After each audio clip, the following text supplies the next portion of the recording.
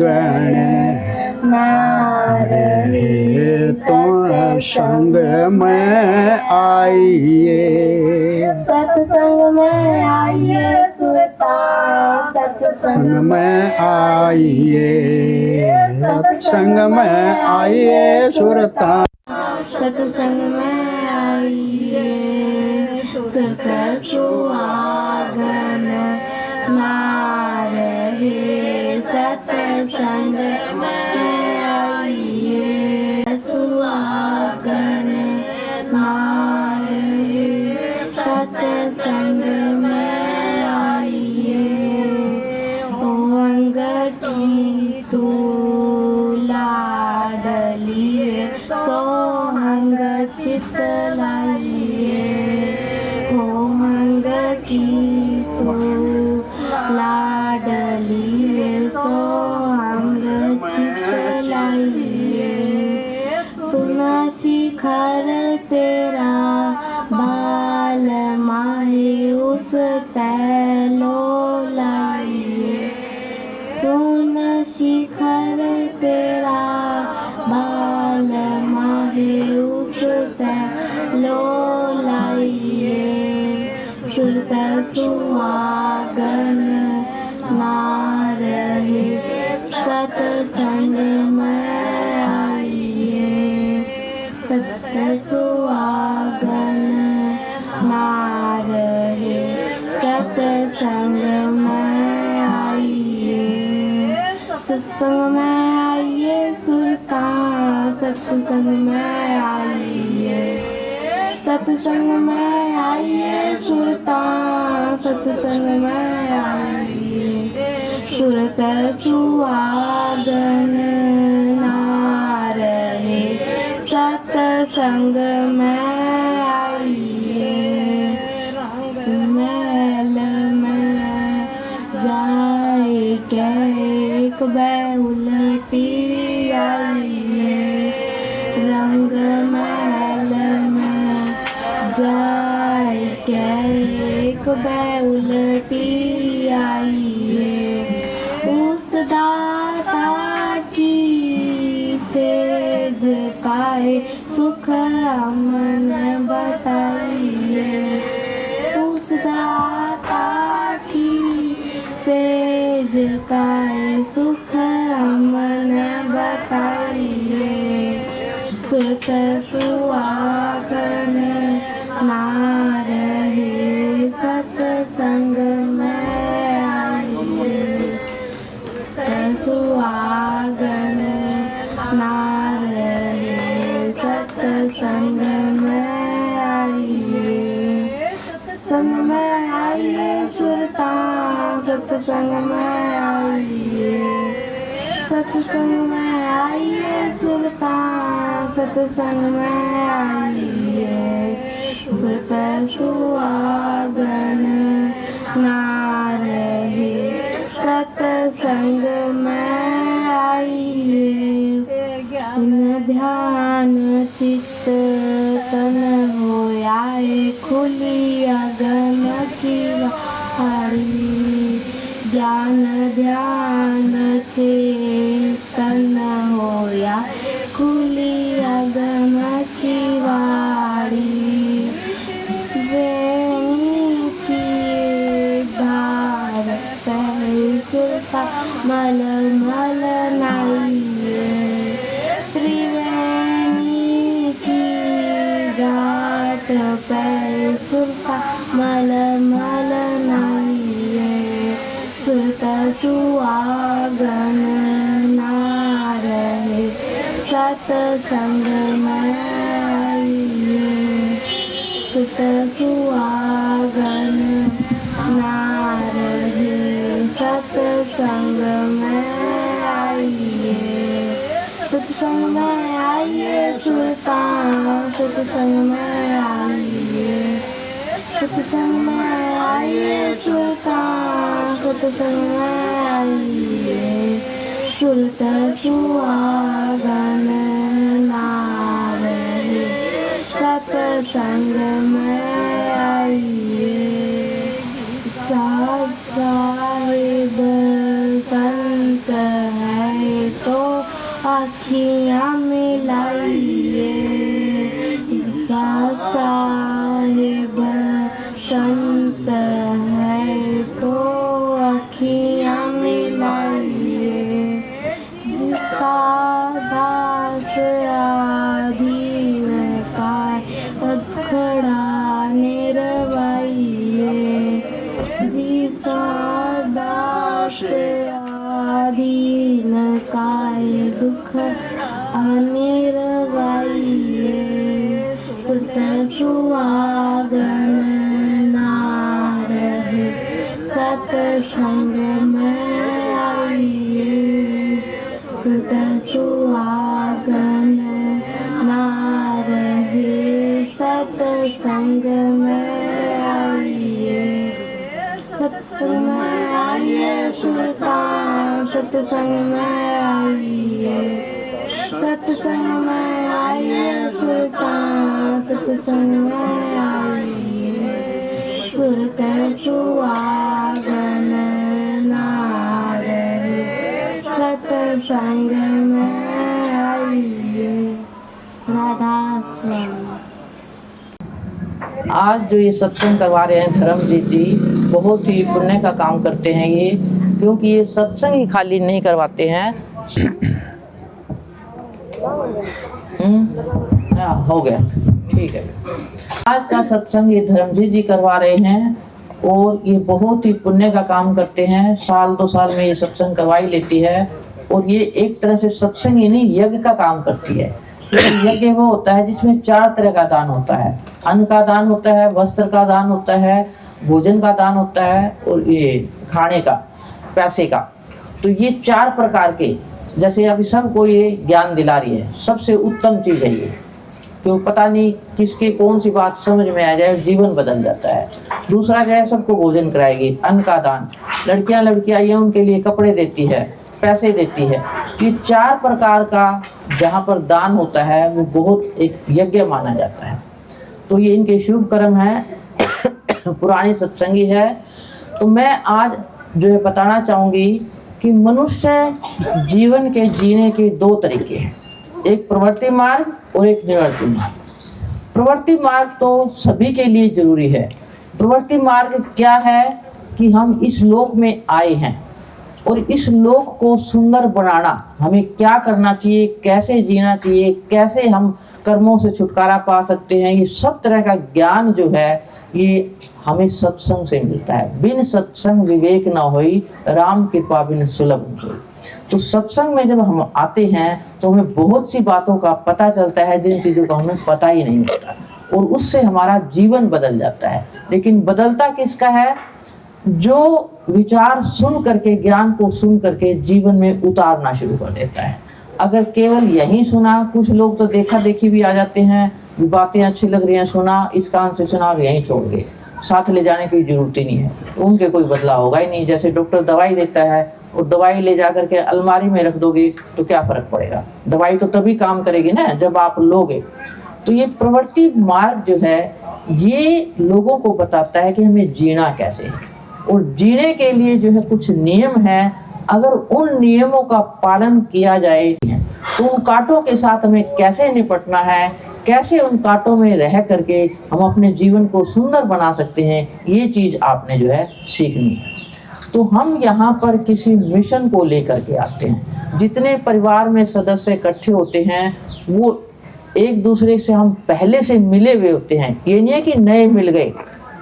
कोई जैसे रिश्ता करते हो आप देखते हो कहीं कितनी भी कोशिश करो, रिश्ता वही होता है जहां उनका पहले से संबंध होता है, जहां लेना देना होता है। आप लाख कोशिश करो, कई बार चाह करके भी नहीं होता और कई बार ना चाहते हुए वो रिश्ता हो जाता है। तो यहाँ पर जो है प्रारब्ध कर्म होता है, क्योंकि जिसका बेटे ये बाद में कर लेना, अभी सब बैठो, सत्संग सुन लो, ये सत्संग के बाद करना, ये सब बैठ जाओ, अभी सब बैठ जाओ। हाँ, अभी बीच में डिस्टर्ब मत करो। तो ये जो है लेने देने के लिए हम जो है एक परिवार में सदस्यों की तरह जो है इकट्ठे होते हैं, और उस परिवार में अगर हम अपने कर्तव्य को याद रखें तो किसी तरह की कोई तकलीफ हो ही नहीं सकती। लेकिन हम सब भूल जाते हैं, अज्ञानता में रहते हैं। अज्ञान सबसे बड़ा दुख है। अगर ज्ञान हो जाए कि अब जैसे परिवार में है, दो बहन भाइयों के विचार नहीं मिलते तो बहू आएगी, उसके कैसे विचार मिलेंगे? तो उसमें सामंजस्य कैसे बिठाना है, जिसको जो रोल मिला है, क्योंकि संसार एक नाटकशाला है, जिसका जो भी पात्र है उसको बखूबी निभाए। कि अगर सास है तो सास की तरह रहे, उस बहू को बेटी की तरह माने, और बहू है वो सास को माँ की तरह माने। अगर वो लड़ाई झगड़ा करती रहेगी आपस में, घर के अंदर तू मैं होती रहेगी, उस घर पे कभी सुख शांति आ नहीं सकती, क्योंकि उसने यहाँ जीने का ढंग ही खराब कर लिया। फिर आप चाहते हो सुख, सुख कैसे मिलेगा आपको? क्योंकि आप, ये सिद्धांत है कि आप जो चीज दोगे वही आपको मिलेगी, और दुगनी होके मिलेगी। ये मत सोचना कि जो दिया है तो वो ऐसे ही दिया है, ये इस जीवन का नियम है। अगर आप सुख चाहते हो तो सुख देना शुरू कर दो। किसको? पहले घर वालों को दो। अब लोग क्या करते हैं, आश्रमों में जाके सेवा करते हैं और घरों में अपने बड़े बुजुर्ग को पूछते नहीं है, ना माँ बाप की सेवा करते हैं, ना सास ससुर को पूछते हैं। तो बताओ उसमें गुरु क्या करेगा? गुरु तो कभी ये नहीं कहता कि भाई अपने बड़ों का सम्मान मत करो। तो इसलिए जो है सबसे पहले हमारी ड्यूटी बनती है कि घर में जितने भी बड़े सदस्य हैं उन सब का सम्मान करें।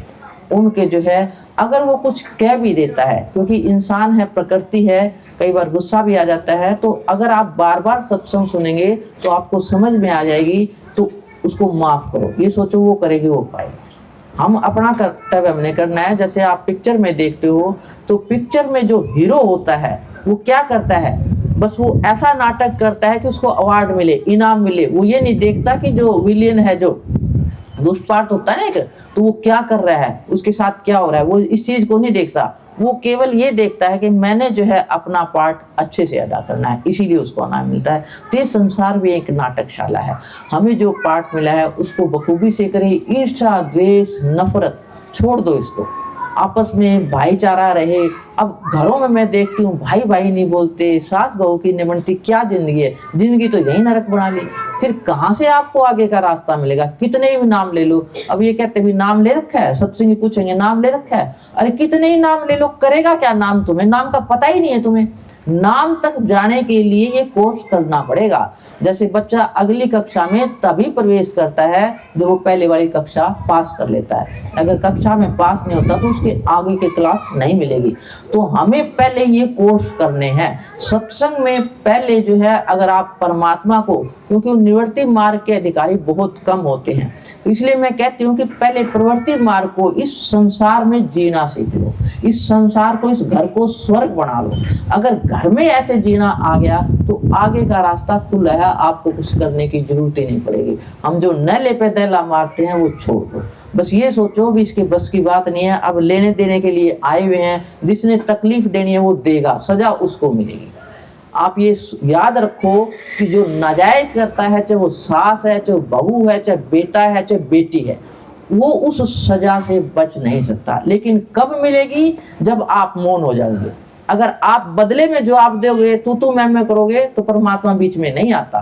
परमात्मा कब सुनता है?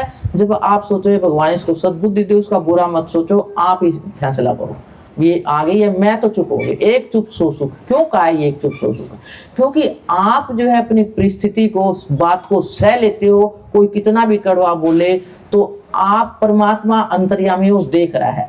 तो जो आपको कड़वी बात कहता है, सजा उसको मिलेगी। आपने उस बात को सह लिया, आपका कोई बाल बाका नहीं कर सकता।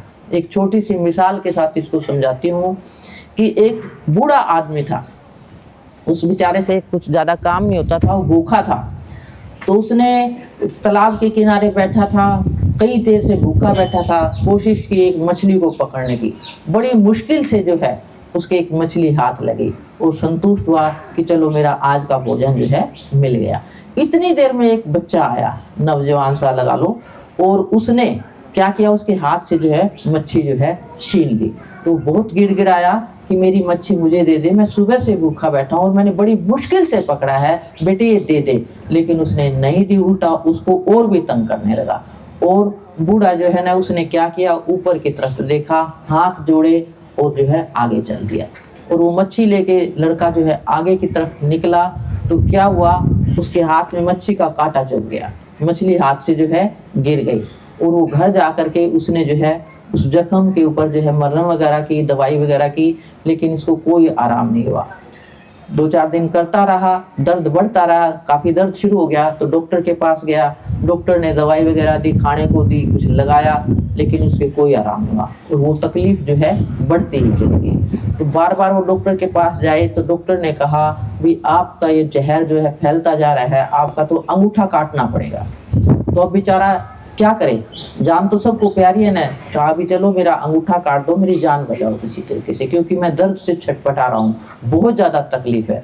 तो डॉक्टर ने जो है अंगूठा काट दिया और उसके बावजूद भी उसको कोई आराम नहीं हुआ। अंगूठा काटने के बाद भी वो दर्द फैलता गया, पूरे हाथ में जो उसके दर्द आ गया। फिर जो है वो फिर डॉक्टर के पास पहुंचा तो डॉक्टर ने कहा अब तो अंगूठा के आपका पूरा ये हथेली जो है, पूरा पंजा ही जो है काटना पड़ेगा। तो अब उसने कहा भी अब क्योंकि जान बचानी है तो उसने पंजा भी कटवा लिया और बड़ा दुखी था। अब उसको ख्याल आया कि शायद मैंने उस बूढ़े से, क्योंकि आदमी खुद समझ जाता है ना कहाँ उसने गलती की है, तो वो वहाँ से जा रहा था डॉक्टर के पास से, तो उसको वो बूढ़ा दिख गया और उसके पैरों में गिर गया और माफ़ी मांगने लगा कि मुझे माफ़ कर दो। लेकिन एक बात मुझे बताओ, जब मैंने आपसे मच्छी जो है छीनी थी तो आपने ऊपर की ओर देख करके क्या कहा था? वो कहा कि मैं तो लाचार था, बूढ़ा था, आपको मैंने बड़ी रिक्वेस्ट की भी मेरे को दे दे, मैं भूखा हूँ, आप माने नहीं। तो मैंने ऊपर वाले परमात्मा को हाथ जोड़ा कि ये मालिक ये मानता ही नहीं है, मैं बेबस हूँ, मैं इसका पीछा नहीं कर सकता, मैं इससे छीन नहीं सकता, अब न्याय आपके हाथ में है। तो उसने न्याय कर दिया, मैंने तो कुछ किया ही नहीं। तो इसी तरह से घरों में अगर कोई आपको कड़वी बात कहता है, चुप हो जाओ, मौन हो जाओ। ये जीने का तरीका है, थोड़ा मुश्किल जरूर है, सहनशीलता बहुत बड़ी चीज है, लेकिन उस समय अगर आप खून की घूंट पी जाते हैं भी ये इसको कहना नहीं चाहिए, लेकिन फिर भी कह रहा है, तो उसका रिजल्ट देखना। वो कर्म के फल से बच नहीं सकता, चाहे कोई माई का लाल कहीं चला जाए, उसको कोई गुरु भी उसके बंधन नहीं काटेगा, वो कहेगा प्रारब्ध कर्म तो काटने ही पड़ेंगे। प्रारब्ध कर्म क्या है? एक तो हम ले करके आते हैं, ले करके तो आए ये रिश्ते बन गए, किसी का लेना है, किसी का देना है। आप देख रहे हैं ना, कोई डॉक्टर के बन के ले जाता है, कोई वकील बन के ले जाता है, कोई दामाद बन के ले जाता है। किसी भी तरीके से आप इस संसार में रहते हैं तो जो ये लेना देना चल रहा है, ये हमारे पिछले जन्मों का लेना देना है। किसी का खाया हुआ है तो किसी न किसी रूप में आपका निकलता रहेगा। अब डॉक्टरों के पास कितना देर जाते हैं, बीमार होते हैं, तो कोई अशुभ कर्म आगे आए हुए हैं, चुका दो उसका राजी रही। भी सोचो भी मैंने पिछले जन्म में कोई शुभ कर्म किया, बीमारी के रूप में आ गया, और डॉक्टर को दे दो, जिस दिन चूक जाएगा दवाई लग जाएगी, ठीक हो जाएगी। आप कहते हैं कई बार आँख की चोटी लगी, क्यों? जितना उसने चुकाना था चुका दिया, जब दवाई लगेगी तो 1 सेकंड में ठीक हो जाओगे। तो ये हमारे लेने देने हैं। उसके बाद हमारे क्रियमान कर्म शुरू हो जाते हैं। क्रियमान जो अब कर रहे हैं, जो मैं बता रही हूँ, ये नहले पे दैला मारना, कड़वी वचन बोलना, जुबान से कुछ भी कह देना, तो वो आपने नया बीज बोल लिया। क्योंकि किसान खेत में जो बीज बोता है वही उगता है। तो हम भी जो है जो दे रहे हैं दूसरे को, सुख दे रहे हो तो सुख मिलेगा, दुख दे रहे हो तो दुख मिलेगा, अपमान कर रहे हो तो अपमान के लिए तैयार रहना, गाली दे रहे हो तो गाली सुनने के लिए तैयार रहना, आपसे बड़ा कोई मिल जाएगा। आप बच नहीं सकते, जो चीज दे रहे हो वो आपके पास उल्टा लौट करके आएगी। आज नहीं तो कल भगवान के घर देर है अंधेर नहीं है, ये बात ऐसे ही नहीं पड़ी है। तो समय लग सकता है, लेकिन आपको उसका परिणाम भुगतना ही पड़ेगा। तो इसलिए जो है कोशिश करो कि घरों में आपस में प्रेम प्यार से रहें। अगर कोई किसी की प्रकृति ऐसी है तो चुप हो जाओ, बस। ये एक सबसे बड़ा नुकता है। एक चुप सोचो, भाई ये सोचो भी इसके बस की बात नहीं है, लेकिन उसके लिए बुरा मत सोचो, ये सोचो भगवान इसको सद्बुद्धि दे, फिर उसका फल वो परमात्मा अपने आप न्याय कर देगा। अगर इस तरह से आप चुप हो जाते हो तो कई बार बदल भी जाते हैं। कई बार जो है इंसान बदल भी जाता है कि देखो भी ये तो कितना बदल गया। महाराज फकीर चंद जी उदाहरण सुनाते थे कई बार, और मैंने कई बार सत्संगों में बताया भी है कि वो महाराज फकीर चंद जी के पास एक बुजुर्ग था, जाकर के रोने लगा, कहने लगा जी मैं महादुखी हूँ। कहने लगा क्यों दुखी है अभी? कहने लगा मेरा एक ही लड़का और बहू मुझे पूछती नहीं है, ना रोटी देती है, सारा दिन गाली गलौज करती है, मैं बैठा रहता हूँ, मैं बड़ा परेशान हूँ। अब इस बुढ़ापे में जाऊँ तो कहाँ जाऊँ, अब घर छोड़ के कहाँ जाऊँ? तो महाराज जी ने कहा कि ठीक है, क्योंकि संत महात्मा अनुभवी होते हैं। वो कहने लगे मैं तेरे को गुरु बता देता हूँ, अगर तू वो कर लेगा तो तेरी जिंदगी सुखी हो जाएगी। कहने लगा जी कर लूंगा, घर में ही अगर मेरे को रोटी नहीं मिलेगी तो मैं जीऊंगा कैसे? बहू तो एक है, दूसरा बेटा भी नहीं है कि उसके पास चला जाऊं। तो उसने कहा तो यूं करना जैसे तू आंगन में बैठता है, तेरे पास 2-4 मिलने वाले आते हैं, तो तू ये कहना भी मेरी बहू तो साक्षात लक्ष्मी है, सबसे पहले मुझे खाना देती है, मेरे कपड़े धो देती है, मेरे बिस्तर बदल देती है। तो कहने लगे वो कुछ करती ही नहीं है, वो कहने लगे वो कुछ मत करे, लेकिन तूने जो उसकी बड़ाई ही करनी है। जितने तू गुणगान कर सकता है अपने बहू के, जो है दूसरों के आगे गुणगान करना शुरू कर दे।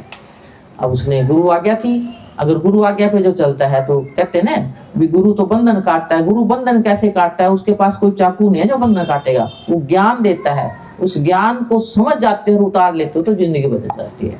तो उसने जो है गुरु के कहने से जो है वैसा ही करना शुरू कर दिया।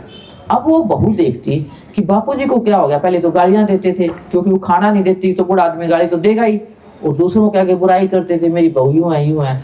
अब उसने देखा कि ये तो मेरी बड़ाई कर रहे हैं और मैं कुछ कर ही नहीं रही हूँ, मैं इनको कोई सुख भी नहीं दे रही हूँ और सबके आगे मेरे गीत गा रहे हैं। तो उसका मन जो है वो एकदम बदल गया और एक दिन आई, कहने लगी पिताजी आप कहाँ जाते हो?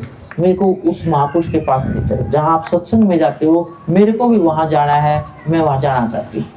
तो अब जो है जब वो महाराज जी के पास लेकर के गई बहू को, तो बहू को महाराज जी ने समझाया और उसके बाद कहते हैं उसने सत्संग में जाकर के लंगर में खाना बनाना शुरू कर दिया। इतना बदलाव हुआ।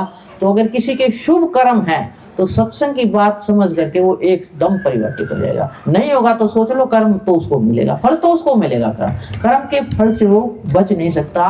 तो आप भावना अच्छी रखो, उसको ये कहो भगवान सद्बुद्धि दे और उसके बारे में कुछ बुरा मत सोचो, क्योंकि सोचना भी 3 तरह के कर्म है। एक तो जो हाथ से करते हैं, एक जो हम जुबान से बोलते हैं और एक जो सोचते हैं। 3 तरह के कर्म बढ़ते हैं हमारे। हाथ से तो सबको दिखता है, किसी की चोरी करते हो, हत्या करते हो, बुरा कर्म बन गया, किसी का दान करते हो, किसी की मदद कर देते हो, ये शुभ कर्म बन जाते हैं। और वचन से, अगर वचन से आप गाली गलौज करते हो, ऐसे कड़वे वचन बोल देते हो, तो क्या होगा? कहते हैं भी शरीर का जख्म तो भर जाता है, वचन का जख्म नहीं करता। तो ये सोच ले, आपने ऐसा कर्म कर दिया, अगर दूसरा नैले पे दैला नहीं मारता तब तो उसको फल मिलेगा। अगर गुत्थम गुत्था हो गया, उसने कहा, फिर कुछ वो नहीं है, फिर परमात्मा अलग हो जाता है। भी ये तो आपस में सुलट रहे, मेरी यहाँ जरूरत ही नहीं है। अगर आप श्री शरणागत हो जाते हो, चुप हो जाते हो, तो उसको सजा अपने आप मिल जाएगी। तो इसलिए जो है ऐसा तरीका अपनाओ कि जो भी सदस्य हैं घर में, प्रेम से रहो। अगला नहीं रहता है तो उसको मिलेगी, क्योंकि यहाँ अपना अपना पार्ट कर रहे हैं। तो ये पहली चीज है, अगर हम इस लोक में रह रहे हैं, अपने घरों में रह रहे हैं, तो अपने ऐसा पात्र करो कि सास ये कहो कि मेरे घर में तो बहू क्या, ये लक्ष्मी आ गई, और बहू कहे कि मेरे को तो सास क्या मिली है, माँ ही मिल गई है, और पति को ये लगे लक्ष्मी मिल गई। मतलब उसको जो भी आपकी बड़ाई करे, इसका मतलब आपका रोल जो है सही है। तो इस तरह से जीवन जियो। और ये निंदा चुगली, क्योंकि लेडीज में जो है ये निंदा चुगली बहुत होती है। एक की सुनी आगे कही, अरे तेरी बहू इसी है, तेरी बहू इसी है, उसने ये दिया, उसने ये किया। ये निंदा चुगली जो है, हम जो दूसरों में ऐब देखते हैं, ये छोड़, क्योंकि आप गुण गराई बनो।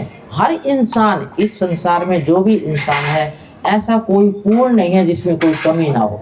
चाहे कोई संत महात्मा है, चाहे कोई अवतार है, आप कमी देखोगे तो उसमें भी कोई ना कोई कमी नजर आ जाएगी। क्योंकि ये जीव जो है 3 गुणों से बना है, सतोगुण, रजोगुण, तमोगुण। तो हर इंसान में कोई ना कोई कमी होती है, लेकिन हमने क्या करना है, केवल उसके गुण को देखना है। जैसे शहद की मक्खी होती है ना, वो एक ही फूल को नहीं देखती, वो जहां से भी उसको रस मिलता है उस रस के ऊपर बैठती है और शहद बना लेती है। और जो दूसरी घर की मक्खी होती है, भिन भिन करती रहती है, कभी इधर बैठी कभी उधर बैठी। तो हमने जो है शहद की मक्खी की तरह दूसरों के गुण देखने हैं और गुणों को जो है अपने जीवन में उतारना। भी ये देख कितना अच्छा है, इसमें कितना बड़ा गुण है, काश हमारे में भी होता है। तो अगर हम ऐसे उंगली करते हैं, जब तू किसी शख्स पर होता है अक्षनुमा, तो 3 उंगली झुकी रहती है तेरे यहाँ। 3 उंगली हमारी तरफ है, ये पहले अपनी तरफ जाग ले, तू कितना पूरा है। तो ये निंदा का जो है वो उसका भी फल मिलता है। जो बिना मतलब के किसी की, अरे जिसने किया वो करेगा, तू क्यों बीच में भागी बन रहा है। अगर किसी का मान लो बहू ऐसी आ गई या वो किसी ने गलत काम किया है, तो सुन करके दूसरे के घरों के भेद लेकर के दूसरों को बता रहे हैं, तो उसमें तुम्हारा क्या है? इसका मतलब तुम शामिल होगे, उस निंदा में शामिल होगे, तो कर्म तुमने भी बना दिया और उसकी सजा तुम्हें भी मिलेगी। उस निंदा के फल से भी नहीं बच सकते। निंदा की भी एक मिसाल बता देती हूँ। मिसाल इसलिए दे रही हूँ ताकि तुम्हारे दिमाग में बैठ जाए भी आज के बाद निंदा करनी छोड़ दो। एक राजा ने जो है ब्राह्मणों को भोज करवाया, काफी ब्राह्मणों को बुलाया और भोजन जो है वो खुले में बन रहा था आंगन में। इतनी देर में जब भोजन बन रहा था तो ऊपर से एक गीद जो है एक सांप को, जहरीले सांप को चोंच में दबाए हुए वहां से निकल रही थी। तो उस सांप का जहर जो है उस खाने में जो है गिर जाता है। जैसे कोई खीर का पतीला होगा, उसमें वो जहर जो है, जहर की बूंदे टपक जाती हैं। और ये किसी को नहीं पता लगा, ना तो खाना बनाने वाले को पता लगा, ना करवाने वाले को पता लगा। और भोजन तैयार हो गया, ब्राह्मणों को भोजन कराया गया और सभी ब्राह्मण जो है वो खत्म हो गए, क्योंकि जहर जो है जहरीला था। अब जो है इसकी चर्चा जो है, सब चर्चा तो क्या मतलब, राजा कहे कि मैंने तो पुण्य काम किया था, मेरा कोई दोष ही नहीं है, भी ये मेरे हाथ से क्या हो गया, मैंने तो ब्राह्मणों को भोजन के लिए बुलाया था और ना ही रसोई का कोई कसूर। तो ऊपर कहते हैं कि धर्मराज ने यमराज से पूछा कि अब इसकी सजा किसको मिलेगी। भी सजा तो कोई तो किसी को तो मिलेगी, भी ना तो बनाने वाले को पता और ना ही करवाने वाले को पता, ना खाने वाले को पता। तो कहने लगे इस फाइल को भी यहीं रहने दो, इस फाइल को भी छोड़ दो। तो ऐसे दिन गुजरते चले गए। कहते कुछ समय के पश्चात एक व्यक्ति उस नगरी में आया और सामने एक औरत खड़ी थी। कहने लगा कि यहाँ राजा का महल कौन सा है, राजा का महल पूछने लगा। तो वो कहने लगा राजा का महल तो वो है, लेकिन वहां जाना मत, और राजा जो है हत्यारा है, उसने इतने ब्राह्मणों को भोजन पे बुलाया और सबको मार दिया। अब जो है उसने क्या की, निंदा की ना, हालांकि उसको पता ही नहीं भी राजा ने कैसे मारा, क्या किया, लेकिन उसको ये पता लग गया भी इतना। अब जो है यमराज ने धर्मराज को कहा इस औरत का कर्म लिख दो, ये सजा इसको मिलेगी। बात मेरी समझ में आ गई। तो हम जो है बिना मतलब के, कई बार पता भी नहीं होती, पता होती है तो भी मत कहो और नहीं पता होती है तो भी मत कहो। आप अपने से सीमित रखो, अगर कमी है तो अपने अंदर देखो, दूसरों के अंदर जो है कमी को मत देखो। और फिर एक बात क्या है, संतान उत्पत्ति। संतान को संतान के ख्याल से उत्पन्न करो, क्योंकि आजकल माँ बाप जो है अधिक दुखी जो है संतान से। आप देख रहे हैं कि ये कहेंगे भी जमाना ही ऐसा आ गया। जमाने को बनाने वाला कौन है, हम ही तो हैं। संतान ऐसी क्यों आई जो आपकी आज्ञा में नहीं है, क्योंकि हमें इस बात का ज्ञान ही नहीं था। अगर ज्ञान के साथ संतान उत्पन्न होती तो आपको बुढ़ापे तक उस संतान से कोई शिकायत ही नहीं होती। तो इस संतान उत्पत्ति का ख्याल लेना, अगर आप लोगों का समय निकल गया है तो आप लड़कियों को, बहुओं को, बेटियों को बता सकते हैं और एक सुखी जीवन का रहस्य एक पुस्तक लिखी हुई है, वो पुस्तक ले सकते हो। अगर किसी के शुभ कर्म होंगे तो वो समझ जाएगी समय रहते, तो उसको कोई तकलीफ नहीं आएगी।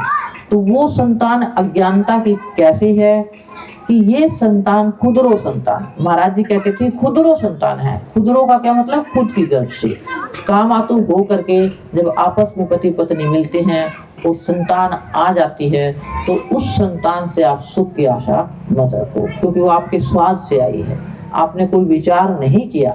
अगर आप विचार करके, इच्छा करके कि हमारे घर में ऐसी आत्मा आए जो हमें सुख दे, परिवार को सुख दे, मानव जाति को सुख दे, अगर इस विचार के साथ संतान उत्पन्न की जाए तो संतान अलग होगी।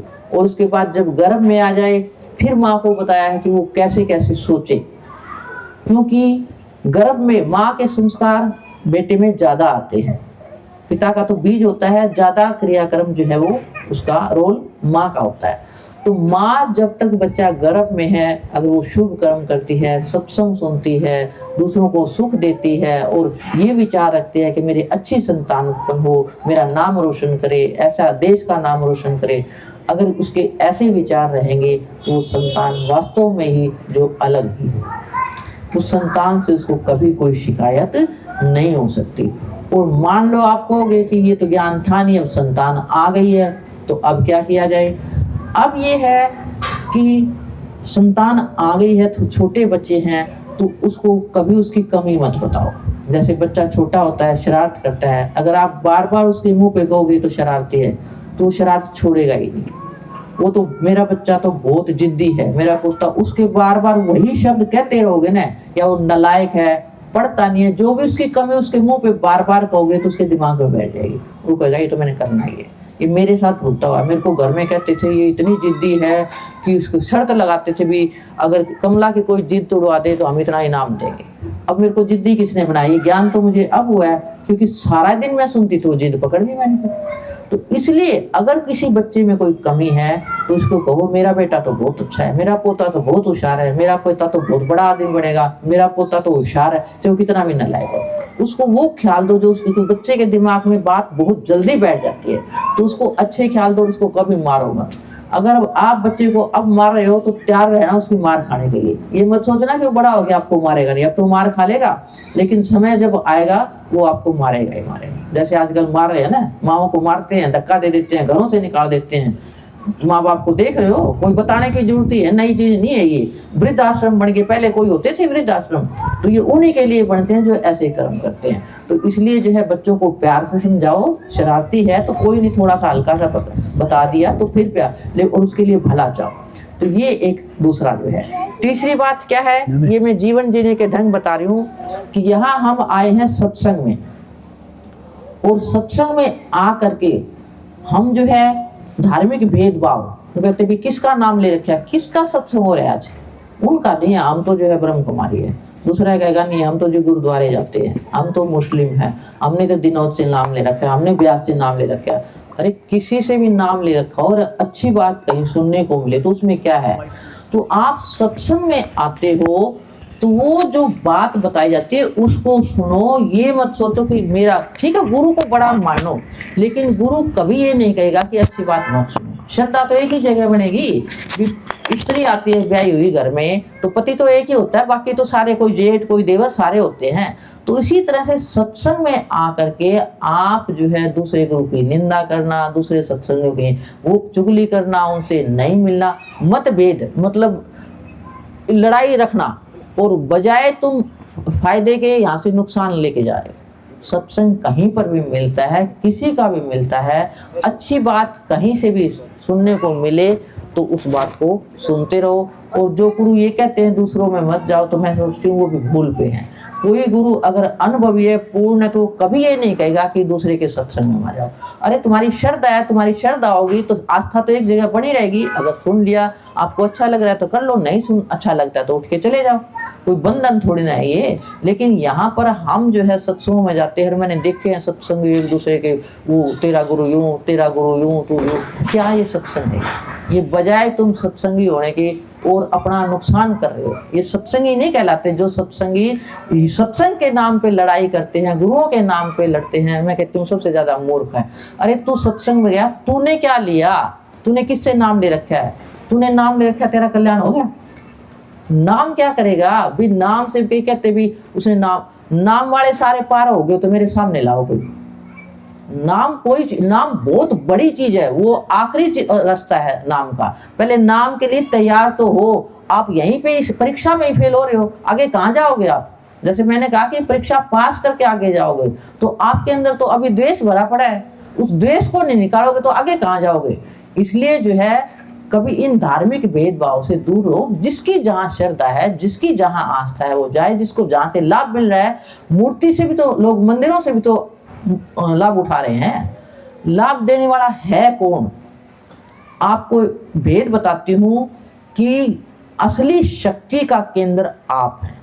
किसी देवी देवता में, किसी गुरु पीर में, किसी के अंदर कोई शक्ति नहीं है। बहुत बड़ी बात कर रही हूँ, इसको ज्ञान ध्यान से सुनना। शक्ति जो है वो शक्ति मानने वाले में, जो इंसान है वो खुद भगवान का रूप है। कि जितने चमत्कार घटित होते हैं, जो गुरु बताते हैं उसके साथ ये चमत्कार हुआ, ये चमत्कार हुआ, तो भी अगर चमत्कार ही गुरु करता है तो सबके साथ ही कर देना।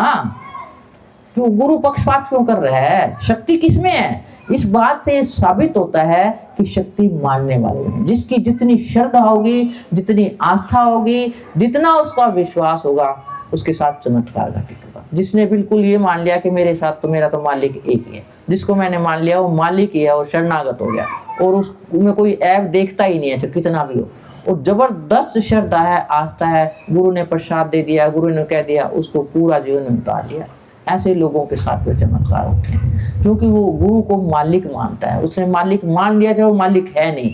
आपको भेद बता रही हूँ। मैंने एक बार महाराज जी से क्वेश्चन पूछा था कि भगत तो भोले भाले होते हैं, कि वो जिसको भी गुरु मानते हैं उसको परमात्मा मान लेते हैं, लेकिन वो गुरु ही धोखा कर जाते हैं, तो उसमें भक्तों का क्या कसूर। तो वो कहते हैं अगर भक्त सच्चा है, वो श्रद्धालु है, तो मालिक अंतर्यामी, वो उसको वहां से किसी भी तरह से जो है वहां से हटा देकर ऐसे गुरु के पास ले जाएगा जहां उसका कल्याण होना है, कोई वास्तव में ग्राहक है तो। और केवल ये चाहता है कि केवल आस्था ही है उसकी, और वो कुछ चाहता ही नहीं, प्रेम में इतना भाव विभोर रहा है, तो मालिक को उसने उसको मालिक मान के सौंप दिया, तो मालिक तो उसके अंदर भी बैठा है, उसने उसको मालिक मान लिया, तो मालिक ही जो है उसके सारे काम पूरा कर देता है। करने वाला कौन है? वो मालिक है। और कौन करवा रहा है? आपकी आस्था, आपकी श्रद्धा। आस्था जो है वो चमत्कार पैदा करती है। किसी गुरु पीर में कोई नहीं है, शक्ति आपके अंदर है, उस शक्ति को जगाओ श्रद्धा के रूप में, आस्था के रूप में, विश्वास के रूप में। इसी तरह से देवी देवता के मन्नत मांगते हैं, कोई सालासर जा रहा है, कोई देवी की पूजा करता है, कोई खाटू श्याम जा रहा है, क्या है ये? मन्नत होती है पूरी। किसकी होती है? सबकी तो नहीं होती ना। बात वही फिर आ जाती है, जिसकी जबरदस्त आस्था है, जबरदस्त श्रद्धा है, उसी की मन्नत पूरी होती है। अगर देवी देवता में कोई शक्ति है तो सबकी मन्नत पूरी होती है। तो एक लॉजिक है। तो इसलिए जो है मैं ये कहती हूँ कि आप जहाँ भी जाते हो, जिसको भी गुरु मानते हो, उसको वो चाहे 20 नंबर का ठग है, आप उसको ये मानो मेरा तो ये मालिक है। अगर आप दुनिया चाहते हो तो दुनिया आपकी बन जाएगी। जब एक पत्थर से भगवान पैदा हो सकता है तो जीता जागता इंसान है, गुरु गद्दी पे बैठ के अच्छी बात ही बता रहा है। तो मानने वाला बड़ा होता है। गुरु को आपने पूर्ण मान लिया, जिसको भी मानते हो, तो आपकी दुनिया बन जाएगी। इतना मैं जानती हूँ। हाँ, अगर आगे जाना चाहते हो और वो गुरु वहाँ का अनुभवी नहीं है और आपकी सच्ची तरफ है कि मैंने उस मालिक को पाना है, तो वो अंतर्यामी आपको वहाँ से हटाकर ऐसी जगह ले जाएगा जहाँ आपका काम बढ़ना है, क्योंकि वो खेल वो करता है, तो वो आपका काम बढ़ा देगा। मेरे साथ हुआ है ये, क्योंकि मैं मानव दयाल महाराज जी को मानती थी। महाराज फकीर चंद जी उनको बिठा के गए, तो मुझे कुछ पता नहीं था, क्योंकि मैं पढ़ाई कर रही थी। लेकिन महाराज ताराचंद जी के मैंने बहुत सत्संग सुने और मेरी बड़ी जबरदस्त श्रद्धा थी, आस्था थी। मुझे नाम नहीं मिला किसी कारण से, और वो भेद पता लगा वो सच्चाई थी, क्योंकि वो बड़े पारखी थे। मैंने पहले भी बताई थी, क्योंकि उन्होंने चोला छोड़ देना था, मुझे समझ में नहीं आना था। तो अब जब मेरे पिताजी ले गए थे, उनके पास तो भीड़ ही नहीं थी। 5 मिनट आंख बंद करके बैठे रहे और कहने लगे नहीं, इसका समय नहीं आया। क्यों नहीं आया है? क्योंकि मैं भटक जाती। तो इसलिए परमात्मा ने मुझे कहाँ भेज दिया? होशियारपुर, क्योंकि महाराज ताराचंद जी होशियारपुर जाते थे और मेरे पिताजी वहाँ से पत्रिका लाए। तो मैं उस पत्रिका को पढ़कर होशियारपुर पहुंची, और उस समय मानव दयाल महाराज जी थे। उन दिनों में मैं पढ़ाई कर रही थी। मेरी इच्छाएं क्या थी उस समय? क्योंकि जब तक इंसान की जरूरतें पूरी नहीं होती और वो ध्यान में बैठेगा, तो उसकी जरूरत सामने आएगी कि मेरी जो है पढ़ाई पूरी हो जाए, मेरी नौकरी पूरी हो जाए, आप है मेरे बच्चे की शादी हो जाए, मेरे बच्चे की नौकरी लग जाए। ये जो इच्छाएं हैं, तो ध्यान में बैठोगे तो इच्छाएं आएंगी आपके सामने, क्योंकि वो जरूरतें हैं आपकी, और वो जरूरत पूरी कर देता है। अगर आप किसी के पास, श्रद्धा के पास जाते हैं, तो आपकी जरूरतें भी बन जाएंगी। प्रवृत्ति मार्ग है, वो भी आपकी बन जाएंगी। कब बनेंगी? जब आपकी श्रद्धा है। तो मैं श्रद्धा से जाती थी मानव दयाल के पास। मुझे ये पता नहीं था वो कितने ज्ञानी है, कितने नहीं है। महाराज फकीर चंद जी की गद्दी पे बैठे हुए थे, और महाराज ताराचंद जी का सत्संग सुना हुआ था कि संतों का वचन खाली नहीं जाता। तो मेरी पढ़ाई में जो भी दिक्कत आई, मेरी नौकरी में जो भी दिक्कत आई, उनके पास जाती, प्रसाद ले आती, जा बेटे तेरा काम हो जाएगा। कोई दिक्कत ही नहीं आई, दुनिया बन गई मेरी। किसने बनाई? मेरी आस्था ने। क्योंकि मैंने महाराज ताराचंद जी के सत्संग से बात पकड़ ली ना, तो मैं वो कहती हूँ सत्संग से बात पकड़ के जाया करो। तो एक बात दिमाग में बैठ गई, ज्यादा ज्ञान तो था नहीं, पढ़ रही थी कि संतों का वचन खाली नहीं जाता। संत कौन है नहीं है मुझे इस बात का कोई पता नहीं था। मैं तो जिसके पास गई उसको संत मानती थी। तो मेरी दुनिया बन गई। अब दुनिया बन गई तो उसके बाद क्या हुआ? अब मेरी वो राम नाम की तलाश फिर जारी होगी कि वो असली राम हमें कहाँ मिलेगा। वो सब अंदर बताते हैं, उसको कैसे खोजें, किसके पास जाऊं भाई, कौन बताए। गुरुओं के पास भीड़ लगी पड़ी है, और मैं चाहती थी कि मुझे ऐसा गुरु मिले जिसके पास बैठ करके मैं ज्ञान ले सकूं। तो ये मेरी चाह थी। महाराज फकीर चंद जी के सत्संग से और बात पता चली, जहां चाहा वहां रहा। Where there is demand there is supply, कि इंसान के ख्याल में बड़ी ताकत है। तो मैंने सोचा भाई यहाँ तो बात बन नहीं रही, यहाँ जितने आचार्य हैं मैं सबके पास मिल ली, मुझे वो कोई विधि बताए, वो कोई तरीका बताए जिससे मैं उस अंदर वाले राम को जान सकूं। क्योंकि मैंने गृहस्थ में प्रवेश नहीं किया, मैं खोजी थी। जब मेरी दुनिया बन गई, नौकरी लगी, तो अब मैं फ्री हो गई। अब मेरे लगन लगी कि अब उस परमात्मा को पाना है। तो उस परमात्मा को पाने के लिए मानवदयाल महाराज जी के पास जाती रही, पत्र लिखती रही, लेकिन मेरी संतुष्टि नहीं हो रही थी। और जितने आचार्य थे सबसे मिल ली। तो मैंने क्या किया, महाराज फकीरचंद जी का साहित्य पढ़ करके उन्होंने कहा जैसा ख्याल वैसा हाल। तो मैं ये उन्हीं की फोटो के आगे जो है रोती रहती थी कि मुझे आप जैसे गुरु चाहिए, जिनके पास बैठ करके जो है मैं ज्ञान ले सकूं, जो मुझे उस परमात्मा से मिला दे, मुझे ऐसे गुरु चाहिए। और वहीं बैठे मुझे महाराज लालचंद जी मिल गए, जो वहाँ कितने सालों से जा रहे थे, लेकिन मेरी उनके साथ मुलाकात ही नहीं हो पाई। वो पहले सत्संग दे देते थे, मैं बाद में जाती थी नौकरी की वजह से। एक दिन उनका सत्संग सुना, उनके पीछे गई, तो उन्होंने एकदम मेरे को पहचान लिया। बेटे जिस काम के लिए आइए तेरे को यहाँ नहीं मिलेगा। कहाँ मिलेगा? मैं जयपुर जाता हूँ, वहाँ आ जाना। उसके बाद मैं 2-3 साल उनके संपर्क में रही, उनको देखती रही, क्योंकि पढ़ी लिखी थी ना, कई गुरुओं के संपर्क में आ चुकी थी पहले, लेकिन विश्वास नहीं बनता था। तो महाराज जी पर भी एकदम विश्वास नहीं बना। 2-3 साल फिर उनकी रहनी देखी, रेल से जाते थे, बस से जाते थे, किसी से कोई सेवा नहीं लेते थे। मैं कभी ये तो बिल्कुल कबीर की तरह है, कबीर को पढ़ा है भी, ऐसे गुरु तो मैंने पहली बार देखे हैं। और महाराज फकीरचंद जी का आदेश था कि 1962 से वो सत्संग करवाते घर घर जाके। कई लोगों ने मेरे सामने, जब तो मैं जुड़ गई थी, भी आप छोटी सी जगह बना लो, भी संगत काफी हो गई। वो कहने लगे मैं जगह बनाने के लिए नहीं आया हूँ, जगह बनी हुई है, जिसने जाना है आश्रमों में कहीं भी चले जाओ, जिसने सुनना है, मौका लगता है मेरा सत्संग करवा लो या मेरा सत्संग सुन लो। क्योंकि मैं बड़ी ऊंची अवस्था में रहता हूँ, मैं उस मुक्त अवस्था में रहता हूँ, मुझे ये चीज़ करने की जरूरत नहीं है। जिस चीज़ के लिए लोग करते हैं वो चीज़ मुझे मिल रही है, तो इसलिए मैं मुक्त अवस्था में रहता हूँ, मैं बंधन में फंसना नहीं चाहता। और उनके संपर्क में आते आते उन्होंने जो भेद बताए तो मेरी आंखें खुल गई। फिर विश्वास, वो उन्होंने यही बात बताई जो मैं आपको कह रही हूँ कि विश्वास कर लो, गुरु साक्षात पर ब्रह्म, गुरु को ब्रह्म मान लो। हालांकि ये शरीर का ढांचा गुरु नहीं है, अगर तुम उसको ये मानते रहोगे, जैसे महाराज ताराचंद जी थे, वो दिनोद के थे, ये करते नहीं, अगर उसको शरीर रूप में ये मानते रहोगे, कबर को ये मानते रहोगे, कुछ नहीं मिलेगा। ये मानो वो तो धूमधाम से आए हैं, मालिक का ही रूप है। अगर आपकी ये आस्था बन जाती है कि वो तो साक्षात मालिक ही हैं, तब आपका काम जो है पूरा हो जाएगा। और आगे के लिए जाना है तो अगर वहां नहीं बन रहा है, तो जैसे मेरे को बताया, मेरे को दूसरा गुरु मिलेगा, आपका काम हो जाएगा।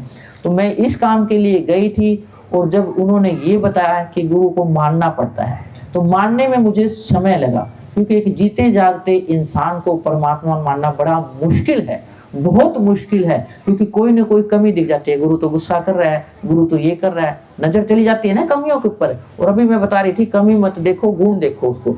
राम में भी जब राम की पूजा करते हैं, मंदिर बने हुए, आप कितना बड़ा मंदिर बनाया, राम में भी कमी देखो तो उसने अपनी पत्नी को त्याग दिया था गर्भ अवस्था में, कमी तो उसमें भी थी।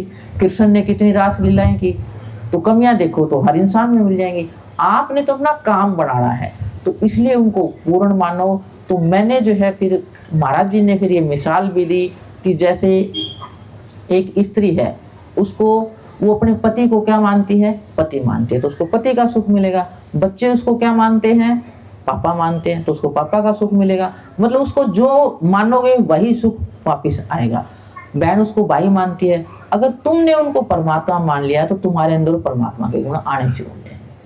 तो इसलिए जो है ये एक भेद है जिस चीज का हमें ज्ञान नहीं है। पूरी उम्र गुरु की पूजा करते रहते हैं, और गुरु नाम ज्ञान का है। गुरु इस शरीर का हाड़ मांस का जो ढांचा जो है चला गया है, ये नहीं है। गुरु जो बात बताता है वो ज्ञान है। गुरु नाम ज्ञान का है, ना कि शरीर का। तो गुरु का जो बात बताई वो कभी नष्ट नहीं होगी, वो आपके जीवन में काम आती है। और इसके लिए मैं 5 ही सेट लाई हूँ, 5 सेट रखवा देना भाई यहाँ पे। वो महाराज जी से मैंने लिखवाई थी, वो लिखना ही नहीं चाहते थे, क्योंकि वो बहुत ऊंची अवस्था में थे और बुजुर्ग अवस्था में मुझे मिले। तो मैंने कहा महाराज जी आप इतना ऊंचा ज्ञान दे रहे हो, आपके साथ ही चला जाएगा। महाराज फकीरचंद जी की किताबें मिलती नहीं है, बड़े फटे हाल में है, अब तो खैर उन्होंने छपवा दी हैं, उस समय नहीं थी जब मैं जाती थी, बहुत पुरानी फटी किताबें थी। और उन किताबों में उन्होंने हर क्षेत्र का ज्ञान दिया है। और आपका कभी मन उदास हो तो किताब खोल के बैठ जाना, आपके प्रश्न का उत्तर उसी में मिल जाएगा और आपको बड़ी शांति मिलेगी। क्योंकि उन्होंने उस अवस्था से नीचे आकर के मन के मंडल पर आकर के जो ये किताबें लिखी हो वो खजाना है। ये सोचते हैं भी किताब तो कुछ नहीं है, किताबें तो बहुत रखी है, हम किताबें कई बार देते ना, किताबें तो जी हमारे घर में बहुत रखी हैं, और रखियों का क्या फायदा। आप एक ही किताब को बार बार पढ़ो तो आपको पता लगेगा। ये मत सोचो एक बार पढ़ ली तो।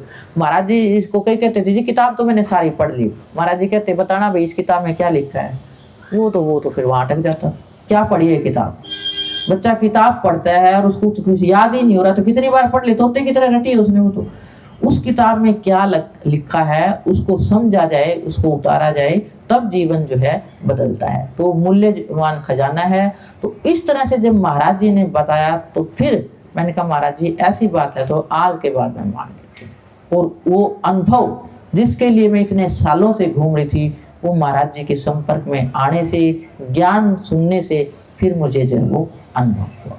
और उस अनुभव आने के बाद वो चीज़ तो मिल ही गई, रस जो मैं बैठती हूँ सुबह शाम, वो आनंद तो मैं लेती हूँ। अब जो हमारे अंदर कमियां हैं, गुस्सा बहुत था, बात बात पे गुस्सा आ जाता था। फिर महाराज जी ने कहा कि जो तू ये गुस्सा करते है ना, तेरी करे कमाई 1 सेकंड में नष्ट हो जाएगी। तो धीरे धीरे अपने आप को सचेत किया भी जो है गुस्से को जो है खत्म करना है। जब गुरु कह रहे हैं, क्योंकि आदतें इतनी जो है हमारी पता नहीं कब से जन्म जन्मांतरों की आदत पड़ी हुई है, तो उन आदतों को छोड़ना है, उसमें समय लगता है। लेकिन अगर आपको गुस्सा अगर आप सावधान होगे बाद में, ओहो मेरे से गलती होगी, तो उससे माफी मांग लो। और माँ के साथ भीड़ पड़ती थी, तो गुरु माता गुरु पिता पहला ज्ञान है।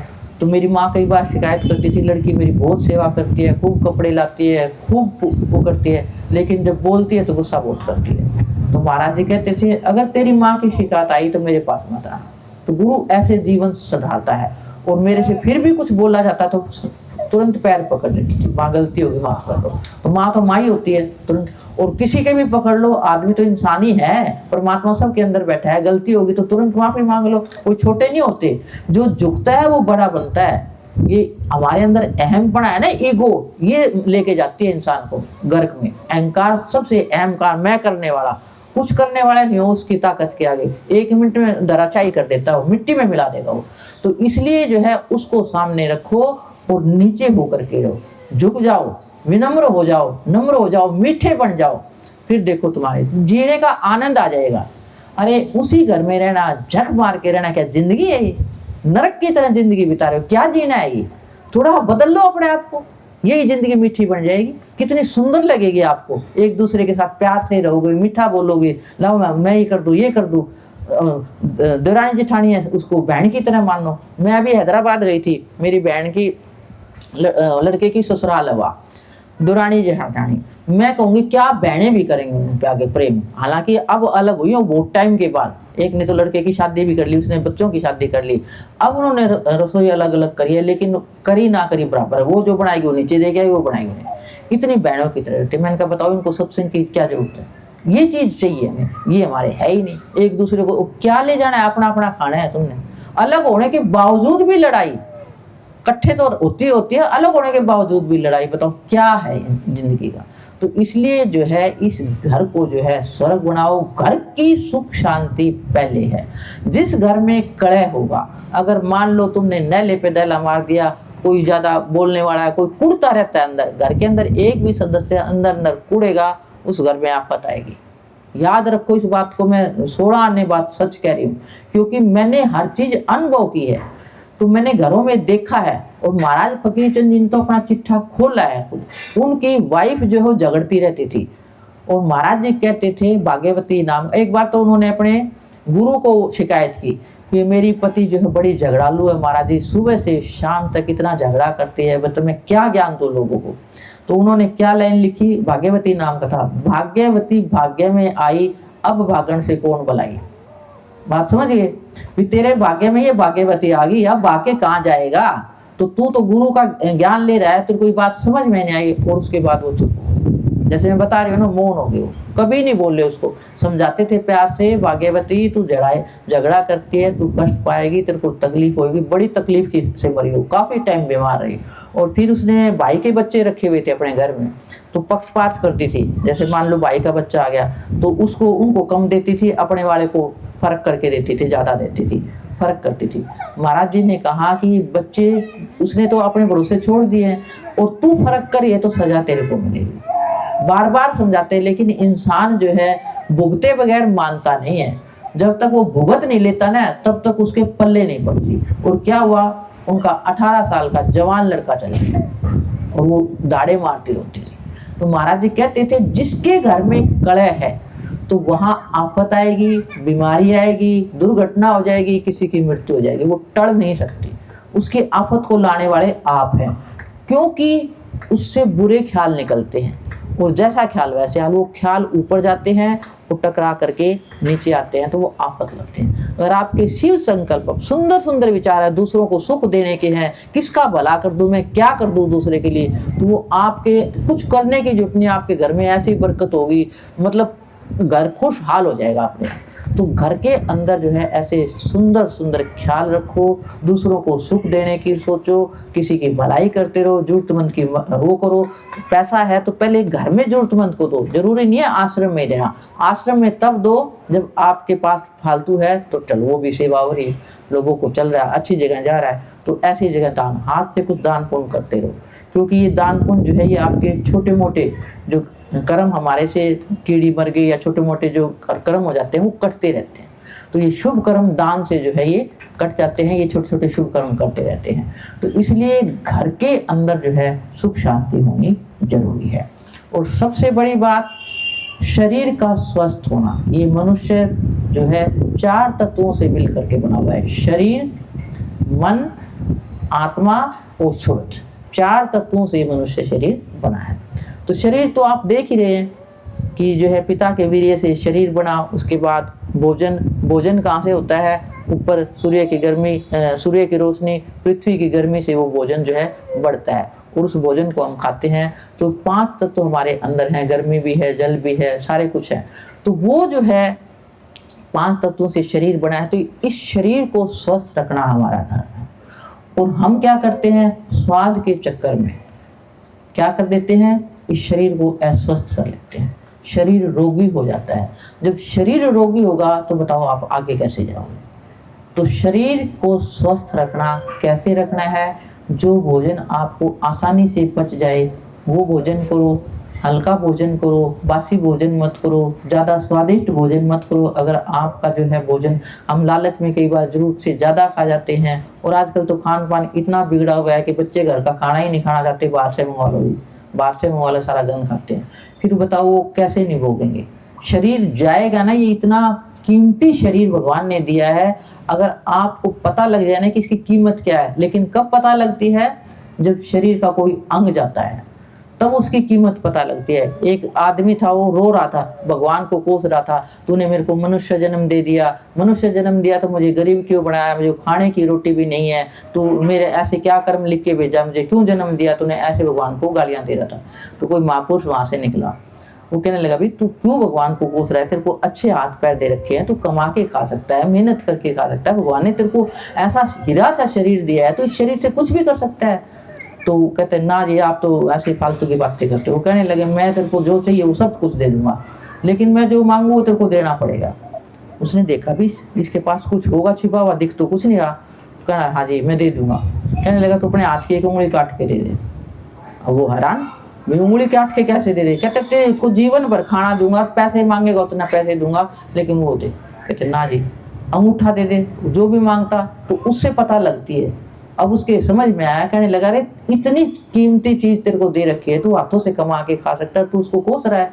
जब शरीर में जीभ में अंदर मुंह से भी एक दांत जाता है ना, खाली होती जगह, जीभ बार बार वहां जाती है कि दांत कहाँ चला गया, उसको ढूंढती है।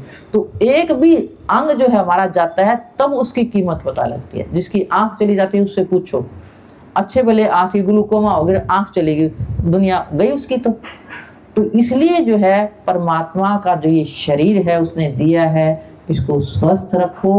और जहाँ तक हो सकता है इसको, जिसने साधन करना वो हल्का फुल्का रखो, जरूरत से ज़्यादा मत खाओ, गरिष्ठ मत खाओ। दूसरा है मन। मन जो है सूक्ष्म है, तो स्थूल से सूक्ष्म का स्थान जो है अधिक होता है, क्योंकि वो दिखाई नहीं देता। मन का काम क्या है, संकल्प करना, तरह तरह के विचार उठना। तो हम दिन भर, क्योंकि मन कभी खाली नहीं रहता, वो तो सारा दिन उड़ता ही रहता है और सारी दुनिया इस मन से दुखी। यहाँ तक कि योगी, ऋषि, मुनि, उन्होंने भी जो है इस मन को जो है रोकने के लिए बड़े प्रयास किए। अभी इस बेटी ने गाया था, तो अपने आपे को, शायद इन्होंने गाया था, अपने आपे को मार ले। अपने आपे को मारना क्या है कि इस मन को रोक ले, मन जीते जग जीते। तो मन जो है इतना आसान नहीं है उसको जीतना। इसीलिए जो है संत महात्मा सुमरन भजन बताते हैं, काम करना बताते हैं, अध्ययन करना बताते हैं। तो मन को रोकने के कई तरीके बताए जाते हैं।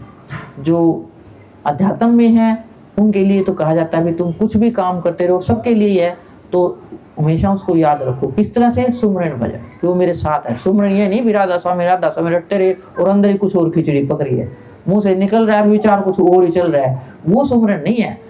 राधा स्वामी कहते हो तो ये सोचो कि मालिक मेरे साथ है, हर समय उसको हाजिर रखो, तो और विचार नहीं आएगा। ये सुमरन है। सुमरन केवल ये नहीं कि बोलते रहे महाराज फकीर चंद जी की फोटो आ गई, कंवर सिंह की फोटो आ गई, ये नहीं। सुमरन वो निराकार परमात्मा जो महाराज जी के अंदर, सबके अंदर व्यापक है, वो मालिक मेरे साथ है। तो उसको जहाँ तक कोशिश हो सकती है उसको हर काम करते हुए, लड़कियां जो है, स्त्रियां जो है घर में खाना बनाए, तो अब जैसे कोई भी काम करे तो उस काम के अंदर उसको सुमरन रखो, उसको याद रखो। या फिर आप सुमरन भजन नहीं होता तो जो भी काम करते हो उसमें खो जाओ, भूल जाओ भगवान को भी, उस काम में ही इतना तल्लीन हो जाओ कि आपको कोई होश ही ना रहे। जैसे नाचने वाली नाचती है तो उसको शरीर का भी होश नहीं रहता, उस नाच में इतना आनंद लेती है। जैसे गाने वाले शब्द वाणी गाते हैं, तो अगर वो भाव से गाते हैं तो इतने भाव विभोर हो जाते हैं कि उनकी सूरत ऊपर चढ़ जाती है, क्योंकि कर्म कर रहे हैं ना, किस तरह से तल्लीन होकर के, उनको और कोई ख्याल नहीं आ रहा, बस शब्द गा रहे हैं और शब्द में जो बोल रहे हैं उस शब्द के साथ जुड़ जाते हैं कि मैं क्या बोल रहा हूँ, उसके साथ सूरत अटैच हो जाती है। तो ये है कर्म। तो निष्काम कर्म कह लो या कर्म के अंदर लगे रहना, इस मन को किसी न किसी काम में लगाए रखना, खाली नहीं छोड़ना। क्योंकि जैसे ही ये मन खाली होगा, खाली दिमाग शैतान करेगा। तो जब जो है काम करते हो तो काम के अंदर मालिक को याद करते रहो और उस काम को ये सोचो कि मैं इस काम को ऐसा करूं, खाना बनाने वाला कि मैं हाथ से ऐसा खाना बने कि खाने वाले को स्वाद आ जाए। क्या खाना बनाऊं भाई, अमृत बन जाएगा वो खाना। अगर सुमरन करते हुए सोच रहे हो, मालिक को याद कर रहे हो, कोई विचार नहीं आ रहा है और लड़ झगड़ के खाना बनाते हो, तो आप तो दुखी हो ही हो, दूसरे खाने वाले भी दुखी होंगे। और दूसरा खाना जो है, एक बात और बताती हूँ कि जब भोजन करते हो घर के अंदर, तो या तो सब खा रहे हैं तो ठीक है, नहीं तो एकांत में भोजन करो। अब जैसे कल सावित्री का मैंने देखा, मैं बैठी खाना खा रही थी तो दो ये इसकी सहेलियाँ आ गई तो उसको साथ खाना परोस दिया। अगर वो उनको खाना नहीं परोसती तो वो खाना जहर बन जाता। ये एक मिसाल महाराज फकीर चंद जी की पुस्तक में पढ़ी थी कि एक राजा जो है बहुत दुखी था, बीमार रहता था, उसका पेट खराब रहता था, तो वो बड़ा इलाज करवाया। तो कोई गुरु बना रखे थे, वो गुरु आए तो उन्होंने कहा कि चलो भोजन लाओ, तो भोजन लाया गया। क्योंकि राजा थे तो खाने की तो कोई कमी नहीं होगी, अच्छे पकवान, तरह तरह के पकवान और नौकर ला के रख रहे थे। और उसके ऊपर गुरु ने क्या किया, कपड़ा ढक दिया। और थोड़ी देर के बाद वो कपड़ा खोला तो उसमें बिच्छू चल रहे थे। तो गुरु ने कहा तू ये खाना खाता है। वो हैरान, कहता है ये कैसे महाराज जी? कहने लगा ये नौकर चाकर ला रहे हैं सारा खाना, उनकी दृष्टि इसके ऊपर पड़ रही है खाने के ऊपर, और तुम वो या तो उनको करवाया जाए भोजन, जैसे घरों में मेड रखते हो आप, ये पते की बात बता रही हूँ। कई जो है नौकरानियों को पूछती नहीं तो नौकर है, उनके हाथ से खाना बनवा रहे हो और उनकी नजर पड़ रही है और उसको नहीं देते और उस खाने को खाते हो, वो खाना जहर है, वो आपको बीमार करेगा ही करेगा। या तो खाना खुद बना के एकांत में खाओ और कोई खाने के समय आ जाए तो उस जो है बिल्कुल अंदर ले जाओ खाने को, उसके सामने मत खाओ, नहीं तो खाना दूषित हो जाता है। या फिर आने वाले को साथ खिलाओ। बात समझ गए? ये एक रहस्य है जो मुझे भी नहीं पता था और उसके बाद से मैं सावधान हो गई। तो ये कई नियम होते हैं जो हमें ज्ञान होता है। तो ये है मन। तो मन को क्या करना है, शिव संकल्प महत्व, हमेशा इस मन से सुंदर सुंदर विचार रखी जाए। जितना अच्छा सोच सकते हो अच्छा सोचो। मान लो आपके साथ बुरा भी हो तो सोचो परमात्मा इसमें भी कोई भलाई है। हर चीज में ये सोचो भगवान जो करता है वो अच्छा करता है, वो बुरा करता ही नहीं है कभी। और ये सोचते रहोगे तो उसका रिजल्ट अच्छा ही होगा। मान लो आपका नुकसान हो गया तो सोचो इसमें भी कोई भलाई होगी, तो सच में उसमें कोई भलाई दिखेगी आपको। मैं वेद बता रही हूँ। तो वो कभी, और आपकी चीज है तो जाएगी भी नहीं, वो मिल जाएगी। उस समय आप दुखी मत हो, क्योंकि परमात्मा अंतर्यामी है, वो भेद जानता है। अगर कोई चीज़ वास्तव में चोरी हो गई है तो या तो आपने उसका चुराया होगा और निकल गया आपका, लेकिन आपने दुखी नहीं होना। ये सोचो कि जो होगा अच्छा होगा। आप एक ये जिंदगी का सूत्र बना लो हर हाल में, तो आपको कोई दुख होगा ही नहीं। कोई भी घटना घट जाए, वो मालिक मेरे साथ हो, कोई बुरा होना ही नहीं देगा। और हम संस्कार ले लेते हैं, पास में चोरी होगी तो सोचते हो चोर हमारे घर में ना आ जाए, चोर हमारे घर में ना आ जाए, तो चोर आके रहेगा। डर वाली पिक्चर देखते हैं, डरते हैं, तो डर का सामना करना पड़ेगा। जो आप ख्याल कर रहे हो ना, उस ख्याल से फिर आपको गुजरना पड़ेगा।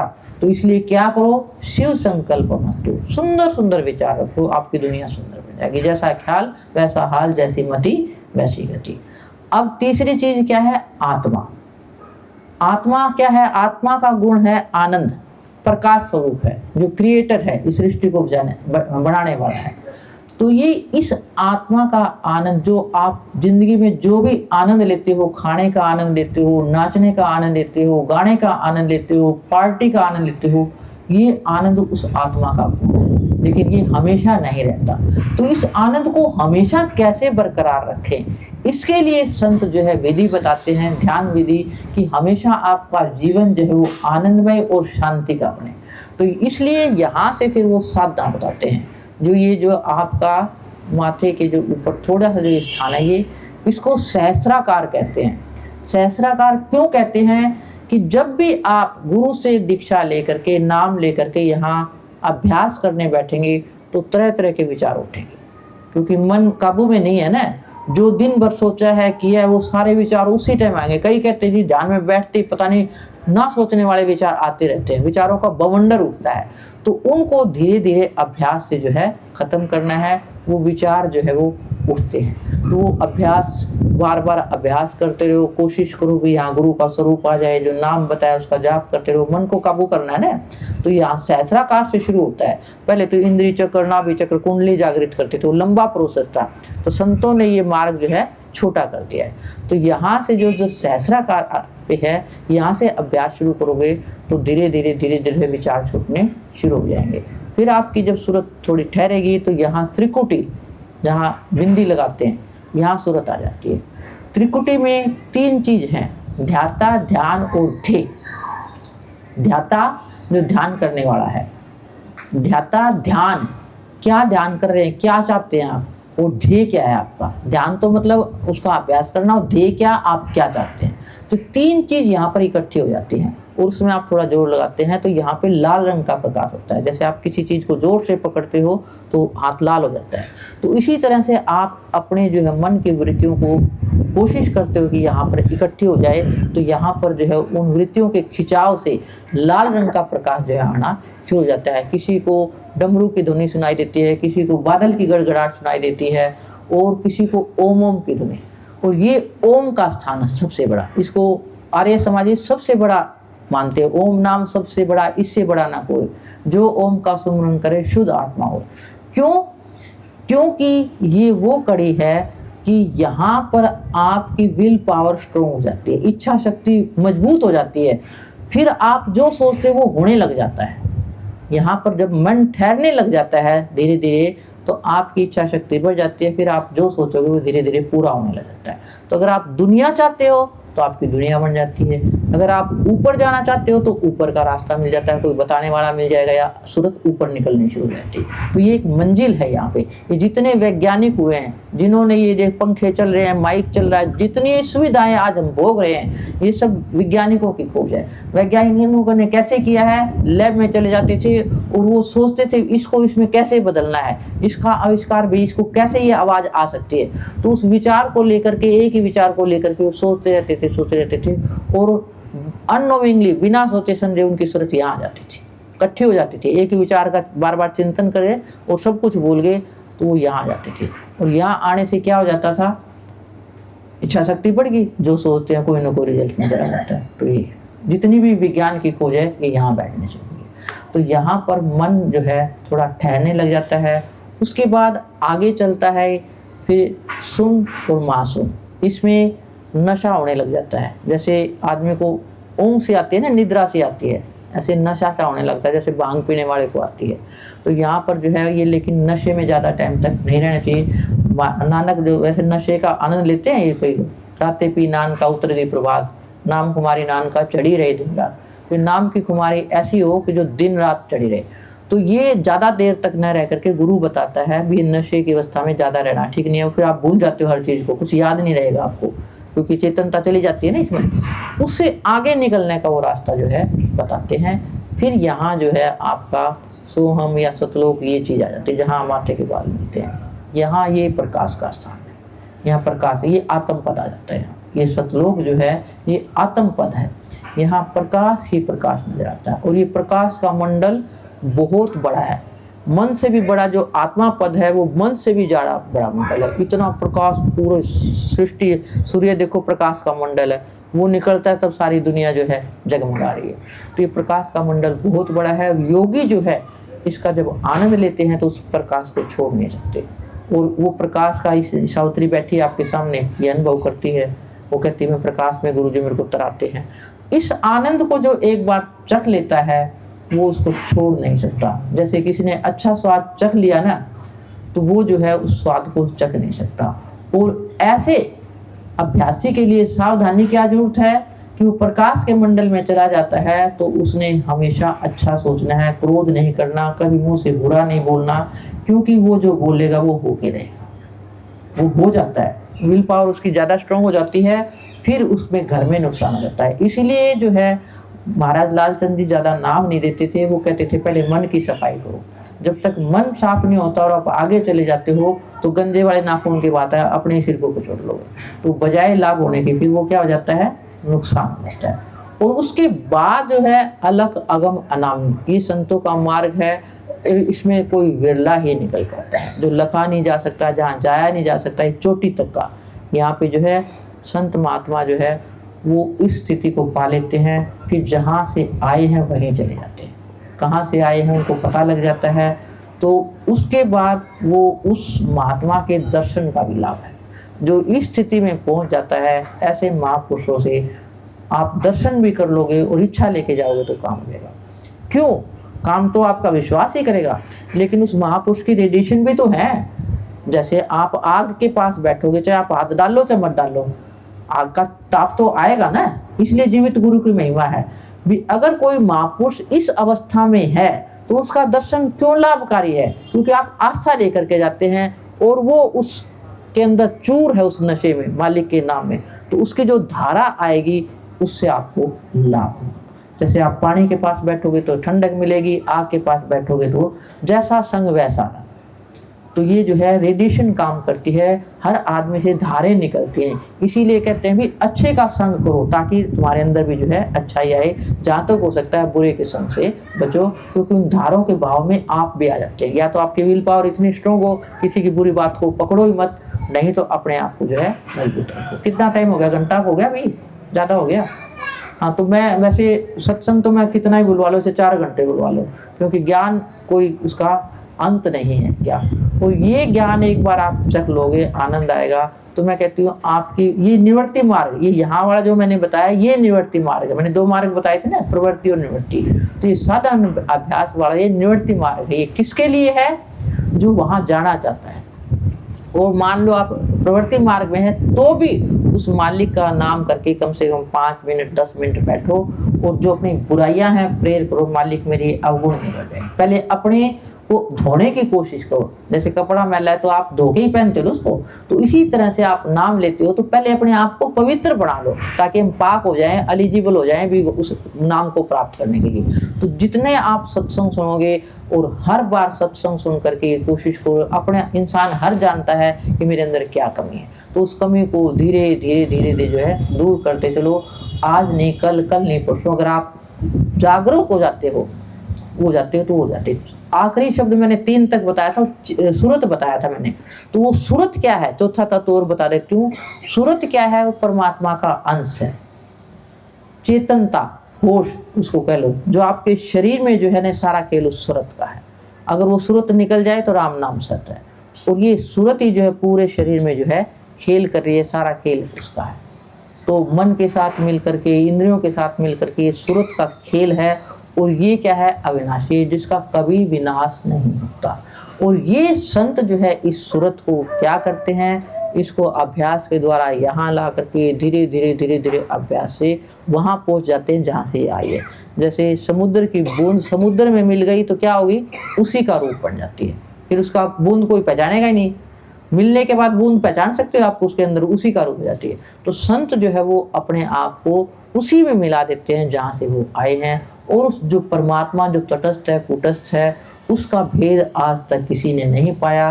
केवल इंसान इतना जान सकता है कि मैं कौन हूँ, कहाँ से आया, और वो भी कैसे जान सकता है, अनुभव से बता नहीं सकता उसको। अब कोई कहे वायु को दिखा दो तो पकड़ सकता है क्या वायु को?